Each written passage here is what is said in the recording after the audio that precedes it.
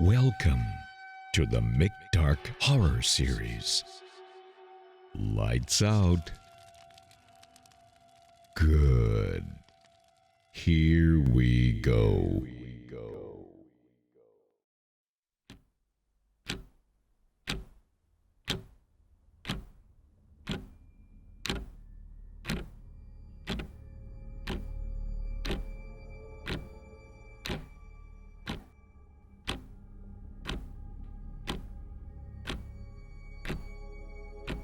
Chapter 1. Sir Hugh Ockram smiled as he sat by the open window of his study in the late August afternoon. A curiously yellow cloud obscured the low sun, and the clear summer light turned lurid, as if it had been suddenly poisoned and polluted by the foul vapors of a plague. Sir Hugh's face seemed, at best, to be made of fine parchment drawn skin tight over a wooden mask, in which two sunken eyes peered from far within. The eyes peered from under wrinkled lids, alive and watchful like toads in their holes, side by side and exactly alike. But as the light changed, a little yellow glare flashed in each. He smiled, stretching pale lips across discolored teeth in an expression of profound self-satisfaction, blended with most unforgiving hatred and contempt for the human doll.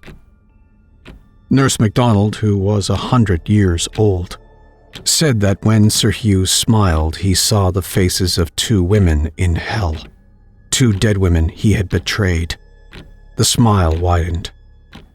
The hideous disease of which Sir Hugh was dying had touched his brain. His son stood beside him, tall, white and delicate as an angel in primitive picture. And though there was deep distress in his violet eyes as he looked at his father's face, he felt the shadow of that sickening smile stealing across his own lips, parting and drawing them against his will. It was like a bad dream, for he tried not to smile, and smiled the more.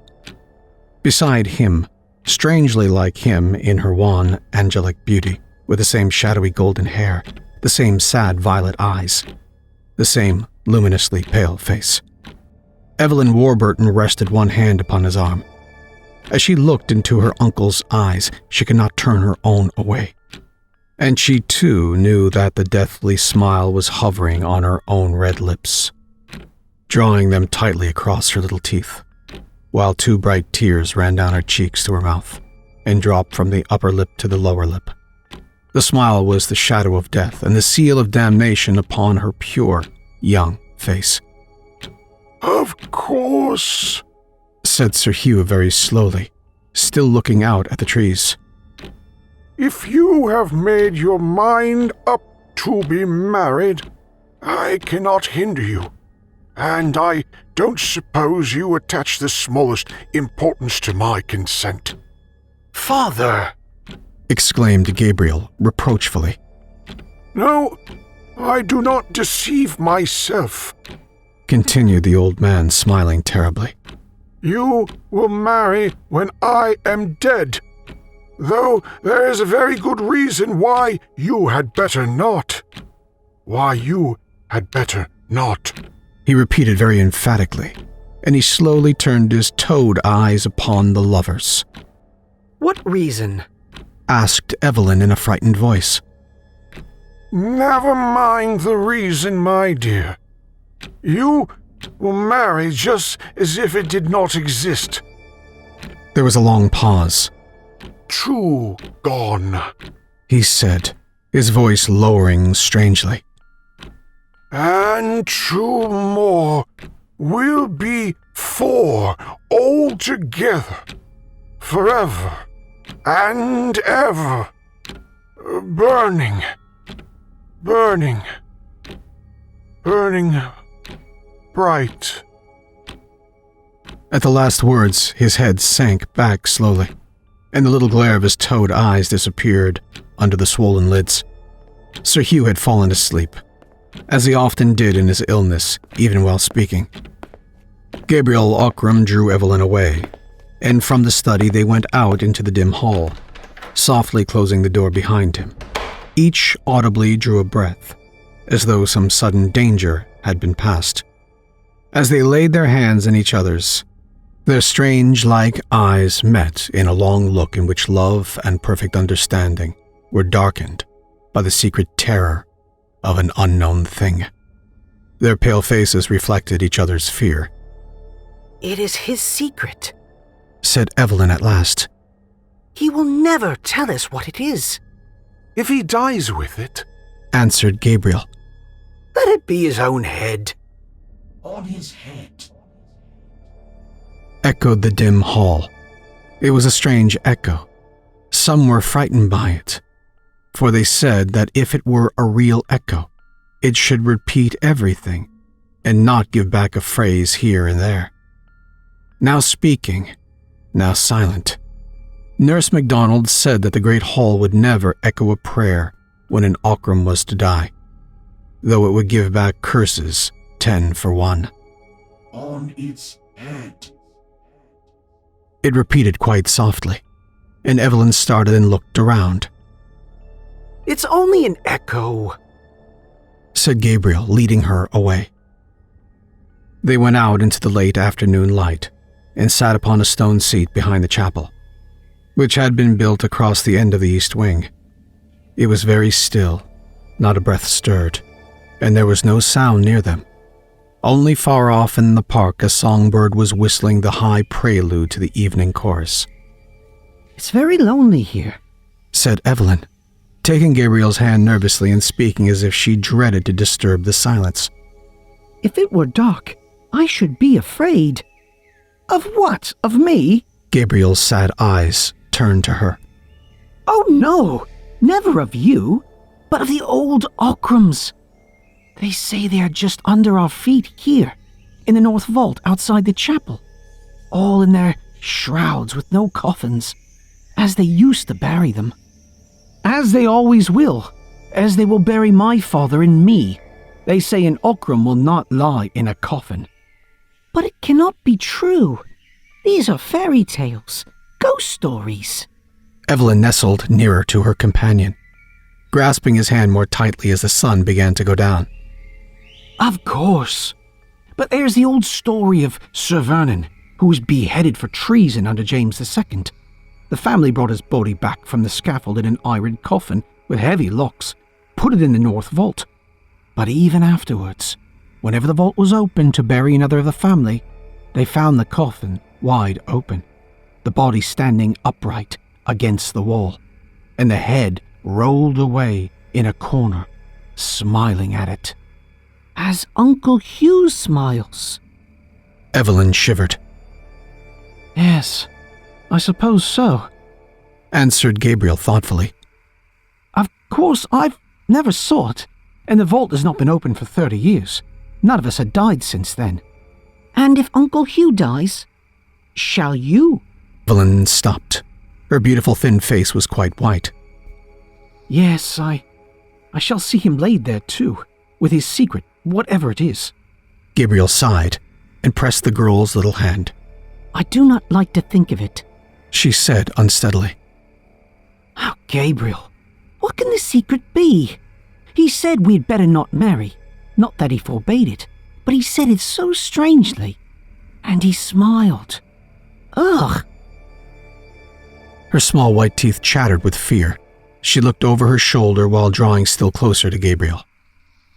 And somehow, I felt it in my own face. So did I, answered Gabriel in a low, nervous voice. Nurse MacDonald. He stopped abruptly. What? What did she... Oh, nothing. She's told me things. They would frighten you, dear. Come, it's growing chilly. He rose, but Evelyn held his hand in both of hers, still sitting and looking up into his face. But we shall be married just the same. Gabriel, say that we shall. Of course, darling, of course.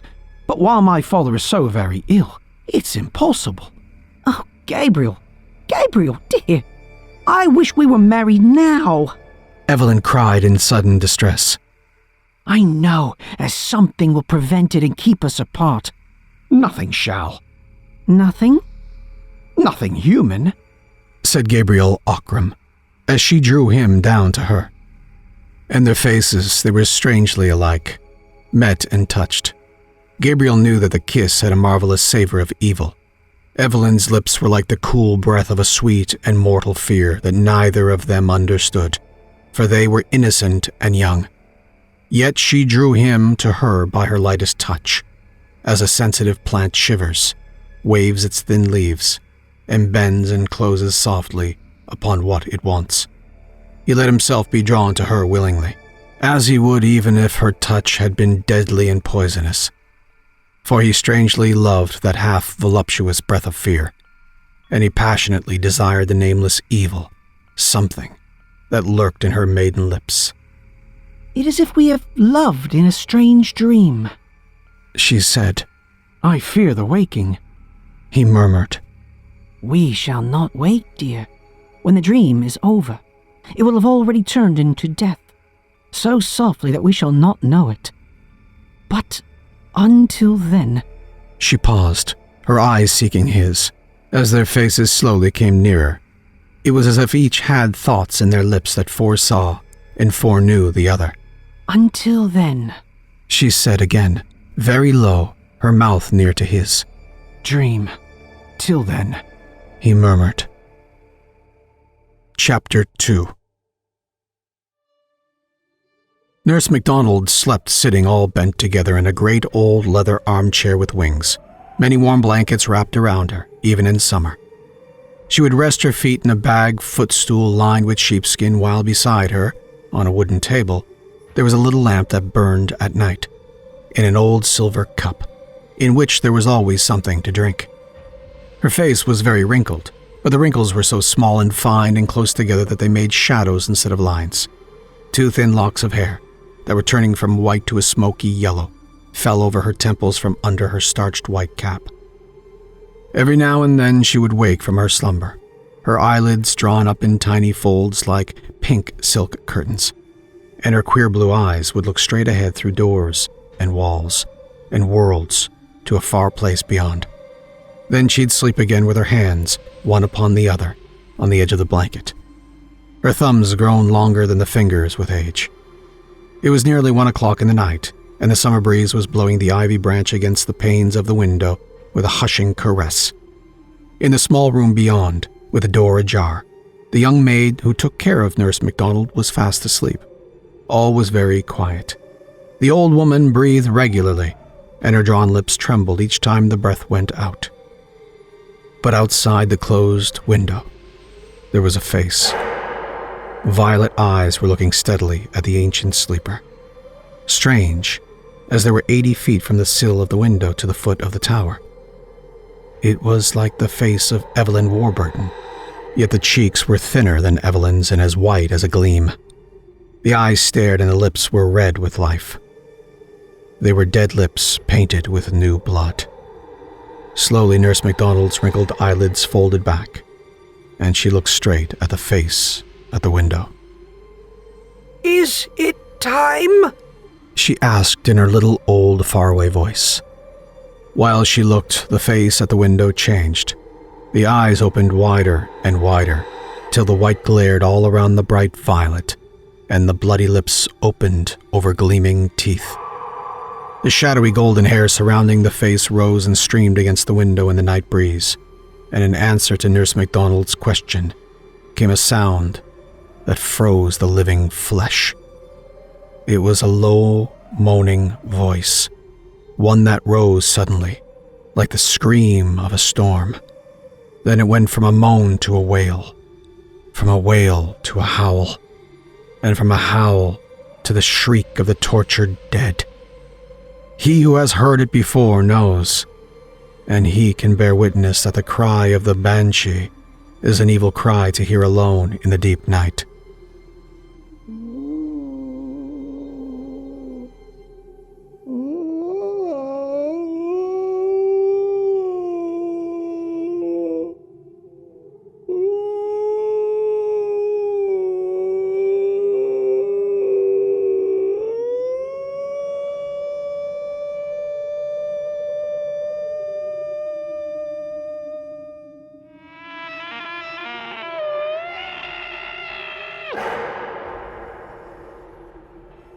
When it was over and the face was gone, Nurse MacDonald shook a little in her great chair. She looked at the black square at the window, but there was nothing more there. Nothing but the night and the whispering ivy branch. She turned her head to the door that was ajar, and there stood the young maid in her white gown, her teeth chattering with fright. It is time, child, said Nurse MacDonald. I must go to him, for it is the end. She rose slowly, leaning her withered hands upon the arms of the chair as the girl brought her a woolen gown, a great mantle, and her crutch stick. But very often the girl looked at the window and was unjointed with fear, and often Nurse MacDonald shook her head and said words which the maid could not understand. It was like the face of Miss Evelyn, said the girl, trembling. But the ancient woman looked up sharply and angrily. Her queer blue eyes glared. She held herself up by the arm of the great chair with her left hand and lifted up her crutch stick to strike the maid with all her might. But she did not. You are a good girl, she said. But you are a fool. Pray for wit, child. Pray for wit, or else find service in a house other than Ockram Hall. Now, bring the lamp and help me up. Each step Nurse MacDonald took was a labor in itself, and as she moved, the maid's slippers clappered alongside. By the clacking noise, the other servants knew that she was coming, very long before they saw her. No one was sleeping now, and there were lights, and whisperings, and pale faces in the corridors near Sir Hugh's bedroom. Often someone would go in, and someone would come out, but everyone made way for Nurse MacDonald, who had nursed Sir Hugh's father more than 80 years ago. The light was soft and clear in the room. Gabriel Ockram stood by his father's bedside, and there knelt Evelyn Warburton, her hair lying like a golden shadow down her shoulder, and her hands clasped nervously together. Opposite Gabriel, a nurse was trying to make Sir Hugh drink, but he would not. His lips parted, but his teeth were set. He was very, very thin now, and his eyes caught the light sideways. They were as yellow coals. Do not torment him, said Nurse MacDonald to the woman who held the cup. Let me speak to him, for his hour is come. Let us speak to him, said Gabriel in a dull voice. The ancient nurse leaned to the pillow and laid the feather weight of her withered hand, that was like a grown moth, upon Sir Hugh's yellow fingers. Then she spoke to him earnestly, while only Gabriel and Evelyn were left in the room to hear.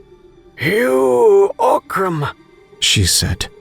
This is the end of your life. And as I saw you born, I saw your father born before you. I come to see you die. Hugh Ockram, will you tell me the truth? The dying man recognized the little faraway voice he had known all his life, and he very slowly turned his yellow face to Nurse MacDonald, but said nothing. Then she spoke again. Hugh Ockram, you will never see daylight again.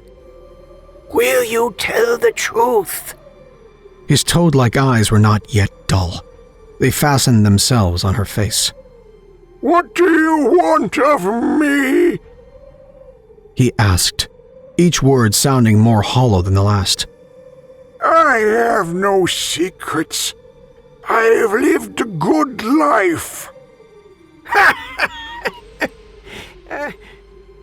Nurse MacDonald laughed. A tiny cracked laugh that made her old head bob and tremble a little, as if her neck were on a steel spring. But Sir Hugh's eyes grew red, and his pale lips began to twist. Let me die in peace, he said slowly. But Nurse MacDonald shook her head, and her brown moth-like hand left his and fluttered to his forehead.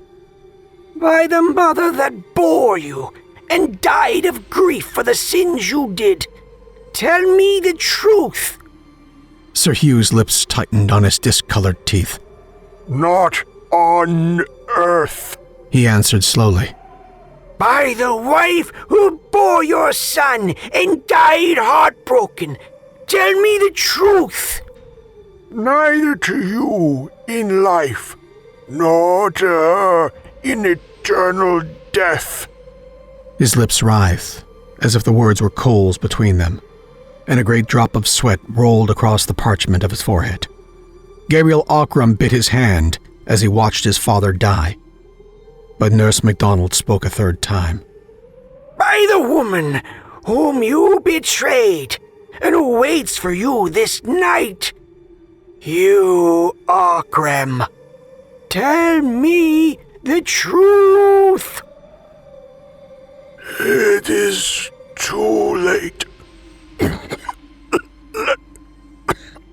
Let me die in peace. His writhing lips began to smile across his yellow teeth, and his toad-like eyes glowed like evil jewels in his head. There's time, said the ancient woman. Tell me the name of Evelyn Warburton's father.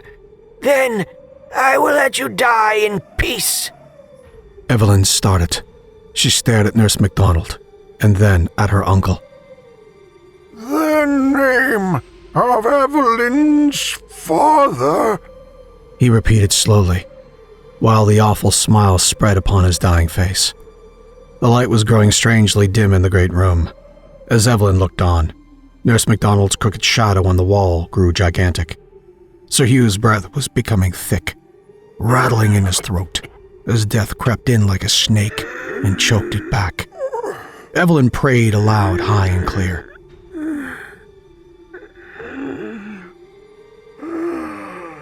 Then something rapped at the window, and she felt her hair rise upon her head.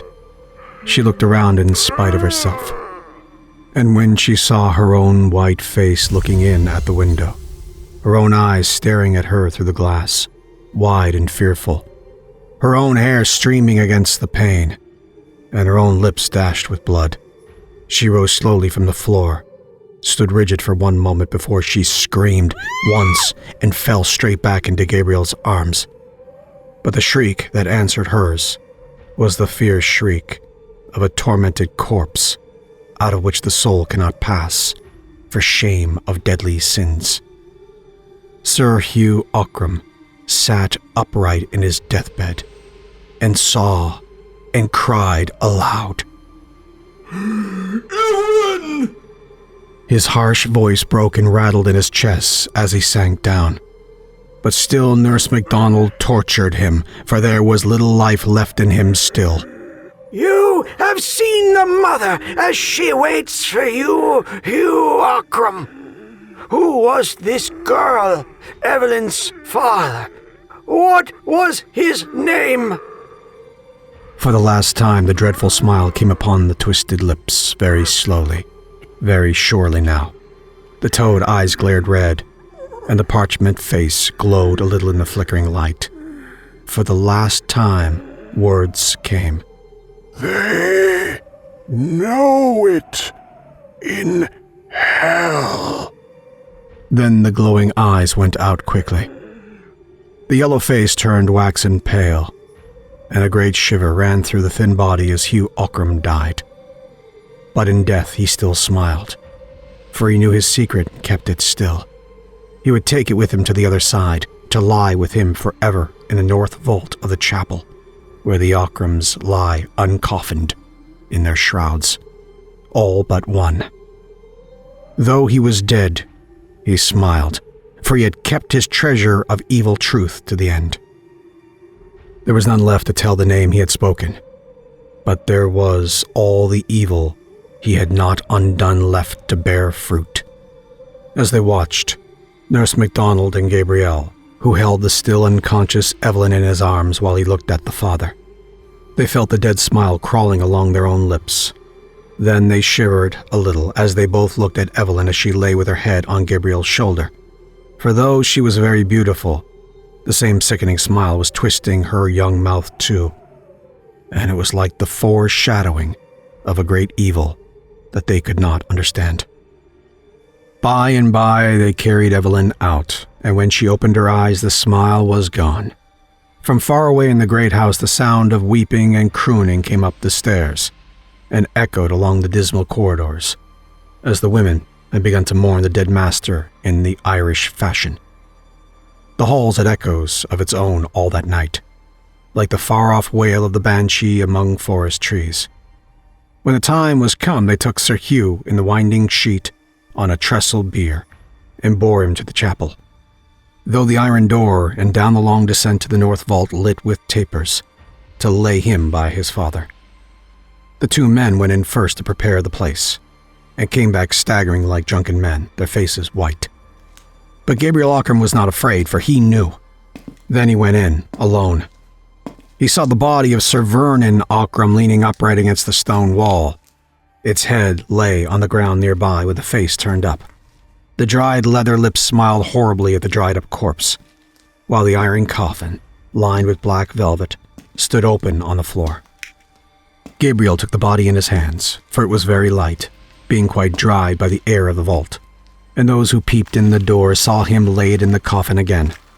They heard it rustle a little, as it touched the sides and the bottom, like a bundle of reeds. He also placed the head upon the shoulders and shut down the lid, which fell with a snap of its rusty springs. After that they laid Sir Hugh beside his father, on the trestle bier, on which they had brought him, and they went back to the chapel. But when they looked into one another's faces, master and men, they were all smiling with the dead smile of the corpse they had left in the vault. They could not bear to look at one another again until it had faded away. Chapter 3. Gabriel Ockram became Sir Gabriel, inheriting the baronetcy with a half-ruined fortune left by his father. And Evelyn Warburton continued to live at Ockram Hall, in the south room that had been hers ever, since she could remember. She could not go away, for there were no relatives to whom she could have gone. And besides, there seemed to be no reason why she should not stay. The world would never trouble itself to care what the Ockrams did on their Irish estates. It was long since the Ockrams had asked for anything of the world. So Sir Gabriel took his father's place at the dark old table in the dining room, and Evelyn sat opposite to him, until such time as their mourning should be over, and they might be married at last. Meanwhile their lives went on as before, since Sir Hugh had been a hopeless invalid during the last years of his life, and they had seen him but once a day for a little while, spending most of their time together in a strangely perfect companionship. Though the late summer saddened into autumn, and autumn darkened into winter, and storm followed storm, and rain poured on rain through the short days and the long nights. Ockram Hall seemed less gloomy since Sir Hugh had been laid in the north vault beside his father. At Christmas time, Evelyn decked the great hall with holly and green boughs. Huge fires blazed on every hearth. The tenants were all bid to come to a New Year's dinner at which they ate and drank well, while Sir Gabriel sat at the head of the table. Evelyn came in when the port wine was brought, and the most respected of the tenants made a speech to her health. When the speech maker said it had been a long time since there had been a Lady Ockram, Sir Gabriel shaded his eyes with his hand and looked down at the table. A faint color came into Evelyn's transparent cheeks, and said the gray-haired farmer, it was longer still since there had been a Lady Ockram so fair as the next was to be, and he drank to the health of Evelyn Warburton. Then the tenants all stood up and shouted for her. Sir Gabriel stood up likewise beside Evelyn, but when the men gave the last and loudest cheer of all, there was a voice not theirs, above them all, higher, fiercer, louder, an unearthly scream shrieking for the bride of Ockram Hall. It was so loud that the holly and the green boughs over the great chimney shook and waved, as if a cool breeze were blowing over them. The men turned very pale. Many of them set down their glasses, but others let them fall upon the floor. Looking into one another's faces, they saw that they were all smiling strangely. A dead smile, like dead Sir Hugh's. The fear of death was suddenly upon them all, so they had all fled in a panic, falling over one another like wild beasts in a burning forest when the thick smoke runs along before the flame. Tables were overturned, drinking glasses and bottles were broken in heaps, and dark red wine crawled like blood upon the polished floor. Sir Gabriel and Evelyn were left standing alone at the head of the table, before the wreck of their feast, not daring to turn to look at one another, for each knew that the other smiled. But Gabriel's right arm held her and his left hand clasped her tight as they stared before them. But for the shadows of her hair, one might not have told their two faces apart. They listened long, but the cry came not again, and eventually the dead smile faded from their lips, as each remembered that Sir Hugh Ockram lay in the north vault, smiling in his winding sheet in the dark, because he had died with his secret. So ended the tenants' New Year dinner, but from that time on Sir Gabriel grew more and more silent, and his face grew even paler and thinner than before. Often without warning, without words, he would rise from his seat as if something moved him against his will. He would go out into the rain or the sunshine to the north side of the chapel, sit on the stone bench, and stare at the ground as if he could see through it, through the vault below, and through the white winding sheet in the dark, to the dead smile that would not die. Always when he went out in that way, Evelyn would come out presently and sit beside him. Once, as in the past, their beautiful faces came suddenly nearer, their lips drooped, and their red lips were almost joined together. But as their eyes met, they grew wide and wild, so that the white showed in a ring all round the deep violet. Their teeth chattered and their hands were like hands of corpses, for fear of what was under their feet, and of what they knew but could not see. Once Evelyn found Sir Gabriel in the chapel alone, standing before the iron door that led down to the place of death with the keys to the door in his hand. But he had not put it into the lock.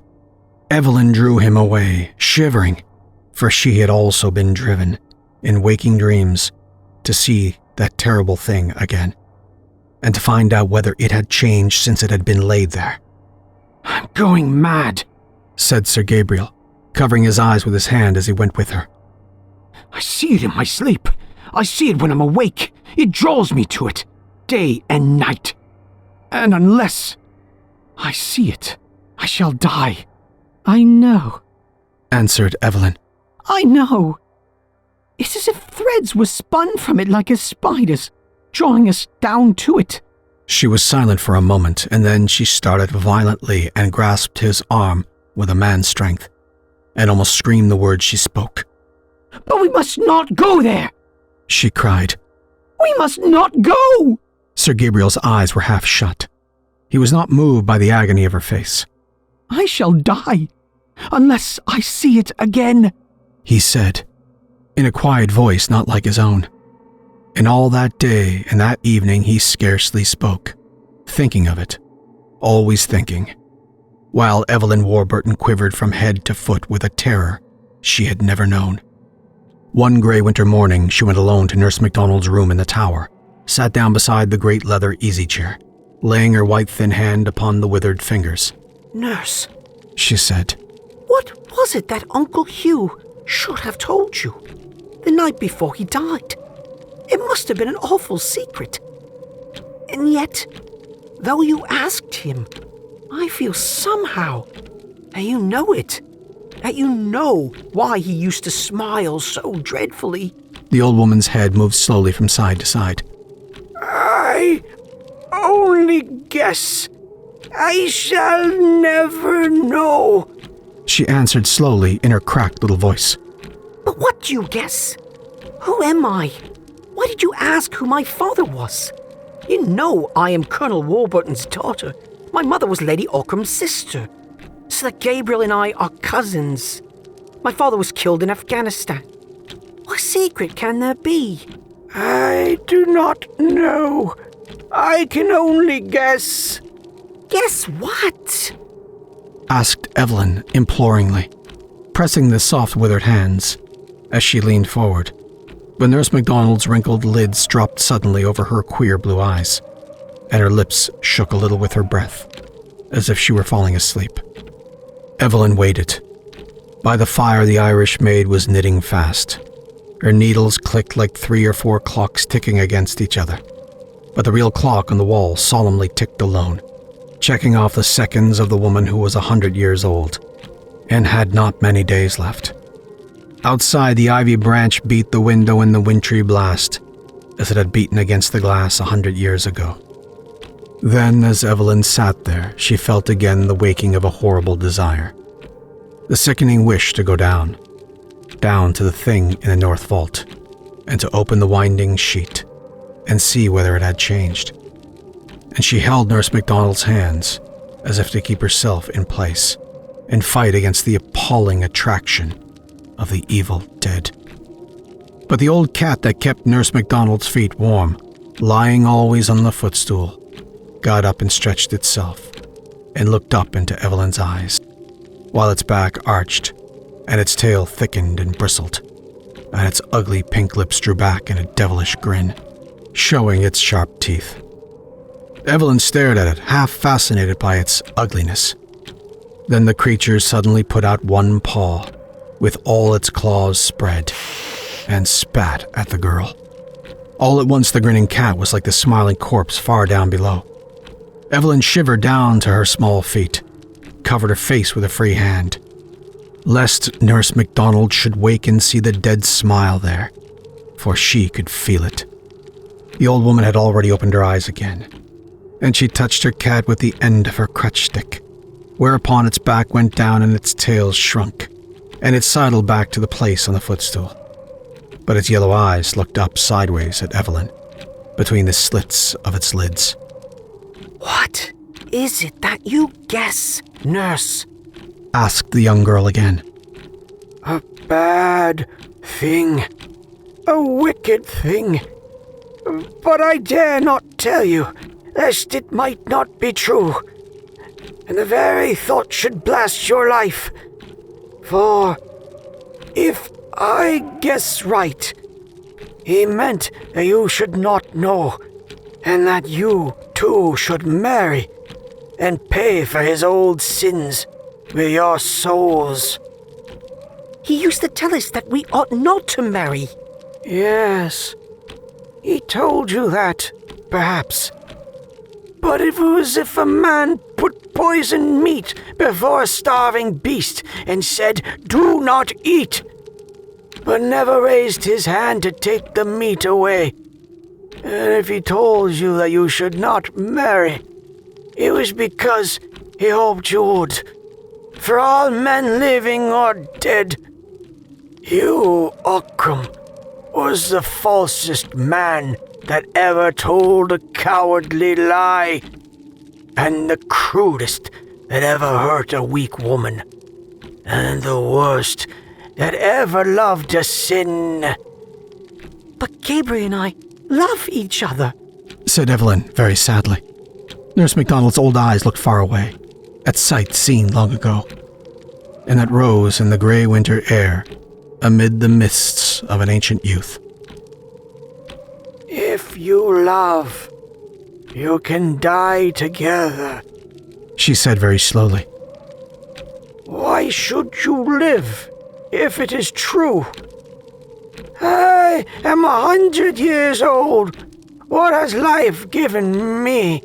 The beginning is fire, the end is a heap of ashes, and between the end and beginning lies all the pain of the world. Let me sleep, since I cannot die. Then the old woman's eyes closed again, and her head sank a little lower upon her breast. So Evelyn went away and let her sleep, with a cat asleep on her footstool. The young girl tried to forget Nurse MacDonald's words, but she could not, for she heard them over and over again in the wind, and behind her on the stairs. And as she grew sick with the fear of frightful, unknown evil to which her soul was bound, she felt a bodily something pressing her, pushing her, forcing her on from the other side. She felt threads that drew her mysteriously, and when she shut her eyes, she saw in the chapel behind the altar the low iron door, which she must pass to go to the thing.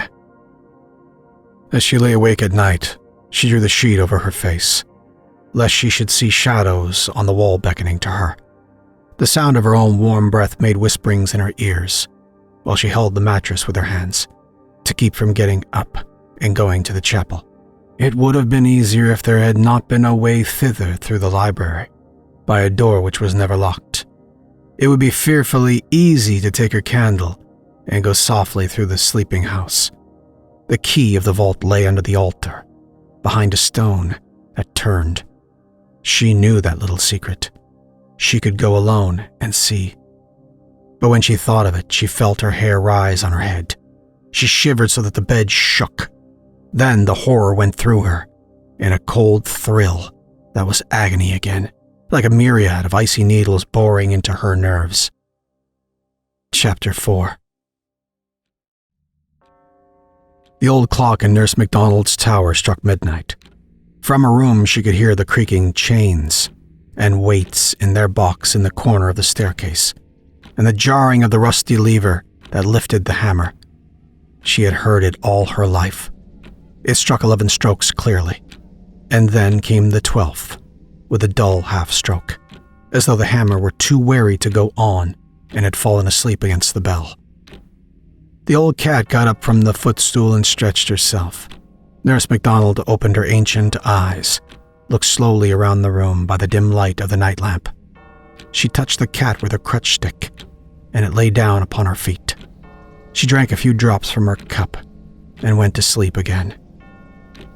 But downstairs Sir Gabriel sat straight up as the clock struck, for he had dreamed a fearful dream of horror, and his heart stood still. He awoke at its stopping, and it beat again furiously with his breath, like a wild thing set free. No Ockram had ever known fear-walking, but sometimes it came to Sir Gabriel in his sleep. He pressed his hands to his temples as he sat up in bed. His hands were icy cold, but his head was hot. The dream faded far, and in its place there came the master thought that racked his life. With the thought also came the sick twisting of his lips in the dark that would have been a smile. Far off, Evelyn Warburton dreamed that dead smile was on her mouth and awoke, startling with a little moan, her face in her hands, shivering. But Sir Gabriel struck a light and got up and began to walk up and down his great room. It was midnight, and he had barely slept an hour, and in the north of Ireland the winter nights are long. "I shall go mad," he said to himself, holding his forehead. He knew that it was true. For weeks and months the possession of the thing had grown upon him like a disease, till he could think of nothing without thinking first of that. And now, all at once, it outgrew his strength, and he knew that he must be its instrument or lose his mind. He knew that he must do the deed he hated and feared, if he could fear anything, or that something would snap in his brain and divide him from life while he was yet alive. He took the candlestick in his hand, the old-fashioned heavy candlestick that had always been used by the head of the house. He did not think of dressing, but went, as he was, in his silk night clothes and his slippers, and opened the door. Everything was very still in the great old house. He shut the door behind him, walked noiselessly on the carpet throughout the long corridor. A cool breeze blew over his shoulder and blew the flame of his candle straight out. Instinctively he stopped and looked round, but all was still, and the upright flame burned steadily. He walked on, and instantly a strong draught was behind him, almost extinguishing the light. It seemed to blow him on his way, ceasing whenever he turned, coming again when he went on. Invisible, icy. Down the great staircase to the echoing hall he went, seeing nothing but the flaring flame of the candle, standing away from him over the guttering wax. The cold wind blew over his shoulder and through his hair. On he passed through the open door, into the library, dark with old books and carved bookcases. On he went through the door with shelves and the imitated backs of books painted on it, which shut itself after him with a soft click.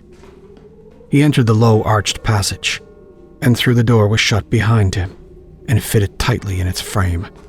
Still, the cold breeze blew the flame forward as he walked. He was not afraid, but his face was very pale, and his eyes were wide and bright, seeing already in the dark air the picture of the thing beyond.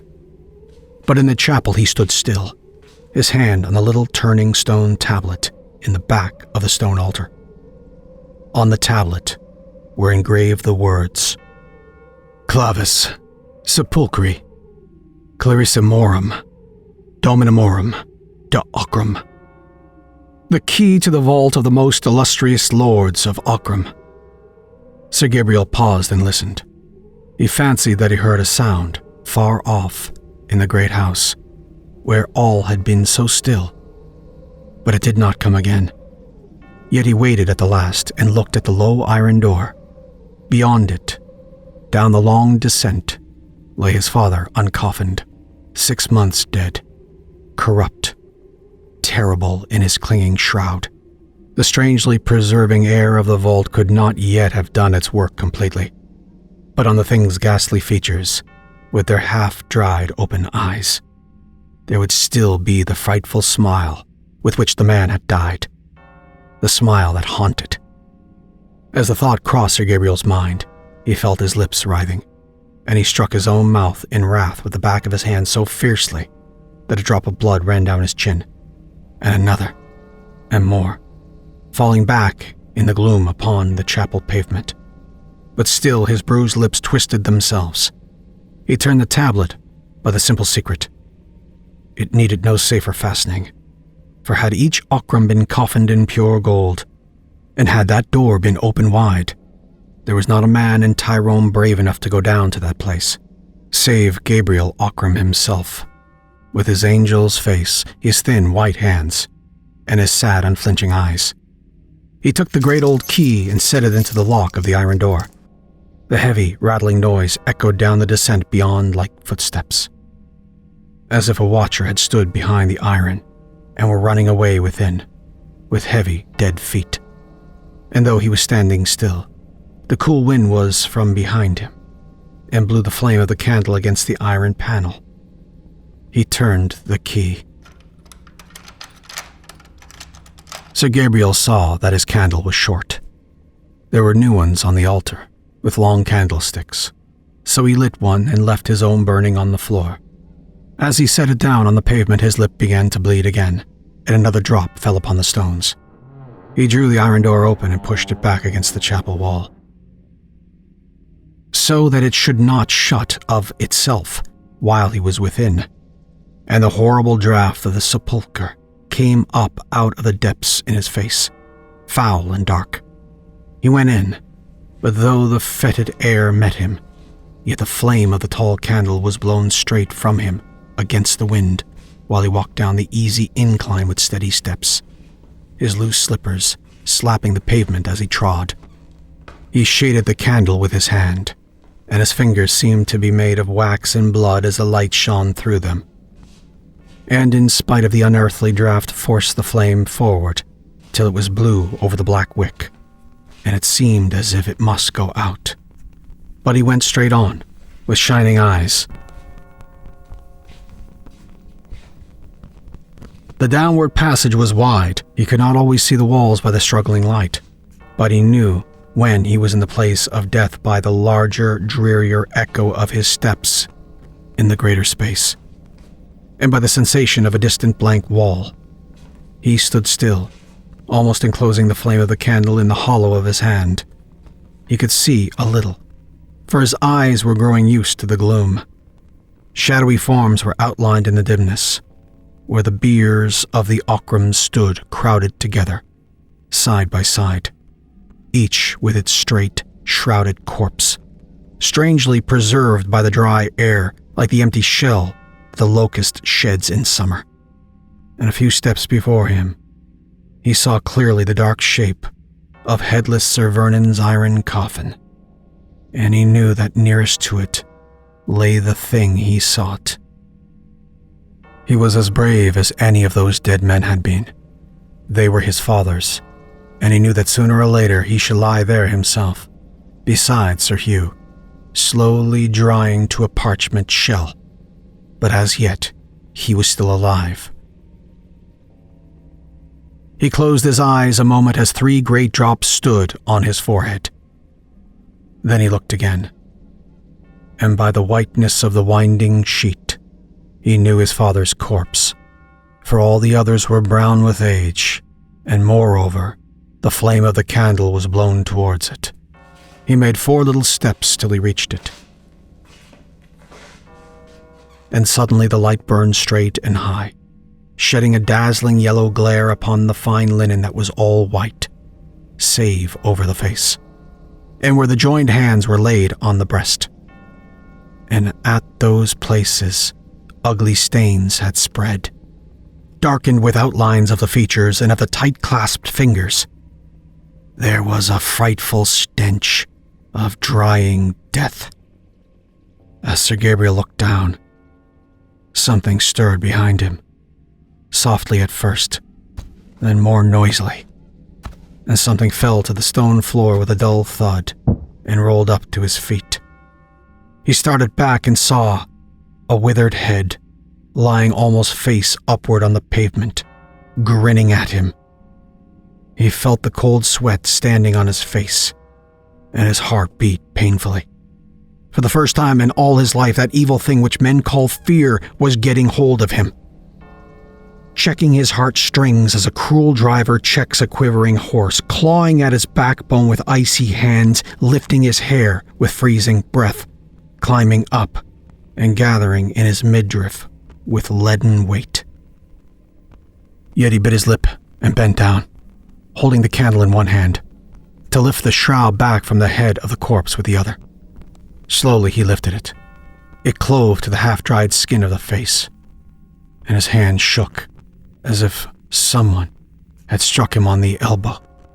But half in fear and half in anger at himself, he pulled it so that it came away with a little ripping sound. He caught his breath as he held it, not yet throwing it back and not yet looking. The horror was working in him, and he felt that old Vernon Ockram was standing up in his iron coffin headless, yet watching him with the stump of his severed neck.